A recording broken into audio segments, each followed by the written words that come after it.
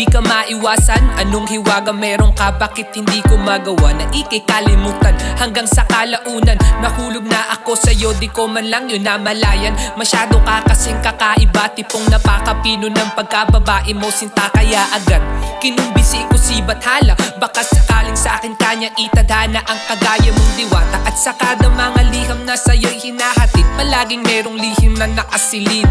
Sa naiyong batid, huwag ka naman maging manhid, sapagkat takdayan ng aking damdamin na ikaw lang ang hiling. Kung alam mo lang, o kung alam mo lang, o kung alam mo lang, nasa bawat mga linyang pahalang, sapat lang ang pangalan mo para sa mga blanco na padlang. Wala naman siguro masamang kahulugan, o kung mahulog ang damdamin ko sa'yo kahit di mo alam. Wala naman siguro masamang kahulugan, o kung mahulog ang damdamin ko sa'yo kahit di mo alam. Diba, diba?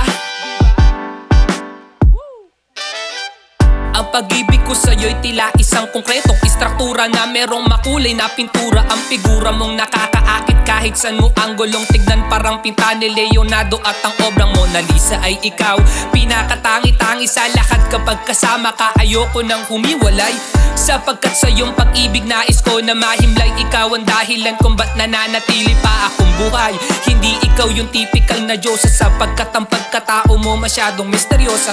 Wala kang kahambing dito sa lupa, masigit ka pang kaakit-akit sa mga nabubuo kong metapora. Siguro ngay wala nang hihigit sa'yo, kahit libutin ko pa 7 kontinente sa mundo. At sa iyong pag-ibig ay kompleto na ako. Oo, kontento na sa'yo.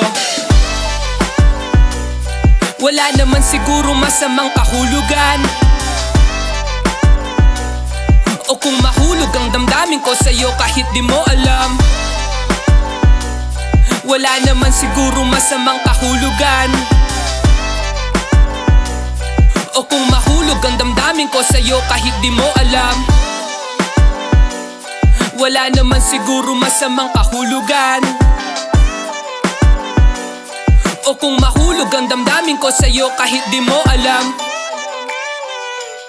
Wala naman diba, wala naman diba,